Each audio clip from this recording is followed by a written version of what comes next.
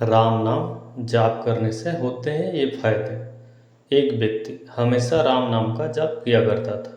धीरे धीरे वो काफ़ी बुजुर्ग हो गया था, इसलिए एक कमरे में ही पड़ा रहता था। जब भी उसे शौच, स्नान आदि के लिए जाना होता था तो वह अपने बेटों को आवाज़ लगाता था और बेटे ले जाते थे। धीरे धीरे कुछ दिनों के बाद बेटे को कई बार आवाज़ लगाने के बाद कभी कभी आते थे और देर रात में तो कभी नहीं आते थे। इस दौरान वे कभी कभी गंदे बिस्तर पर ही रात बिता दिया करते थे। अब और बुढ़ापा होने के कारण उन्हें कम दिखाई देने लगा था। एक दिन रात को निवृत्त होने के लिए जैसे ही आवाज़ लगाई तुरंत ही एक लड़का आता है और बड़े ही कोमल स्पर्श के साथ उनको निवृत्त करवा कर बिस्तर पर लेटा जाता है। अब यह रोज का नियम हो गया था। एक रात तो उनको शक हो जाता है कि पहले तो रात में बेटे को कई बार आवाज़ लगाने पर भी नहीं आते थे, लेकिन ये तो आवाज़ लगाते ही दूसरे क्षण आ जाता है और बड़े ही कोमल स्पर्श के साथ निर्वृत्त करवा देता है। एक रात वह व्यक्ति उसका हाथ पकड़ लेता है और पूछता है, सच बता, तू कौन है? मेरे बेटे तो ऐसे नहीं हैं।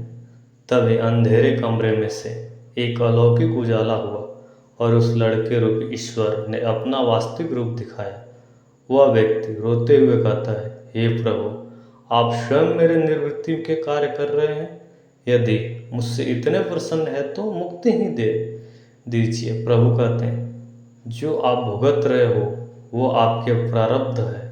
आप मेरे सच्चे साधक हैं, हर समय मेरा नाम जाप करते हैं, इसलिए मैं आपके प्रारब्ध भी सच्ची साधना के कारण स्वयं कटवा रहा हूँ। व्यक्ति कहता है कि क्या मेरे प्रारब्ध आपके कृपा से भी बड़े हैं? क्या आपकी कृपा मेरे प्रारब्ध नहीं काट सकती है?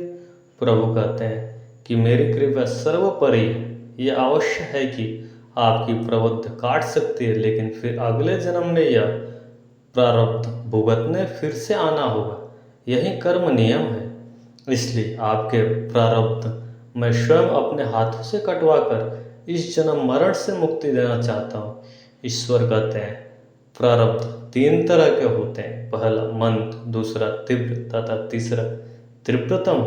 मंद प्रारब्ध मेरे नाम जपने से कट जाते हैं, पर तीव्रतम प्रारब्ध भुगतने ही पड़ते हैं, चाहे अवतार होकर आओ। लेकिन जो हर समय श्रद्धा और विश्वास से मुझे जपते हैं उनके प्रारब्ध मैं स्वयं साथ रहकर कटवाता हूँ और तीव्रता का एहसास नहीं होने देता हूँ। कहानी कैसी लगी कमेंट बॉक्स में ज़रूर बताइए। धन्यवाद।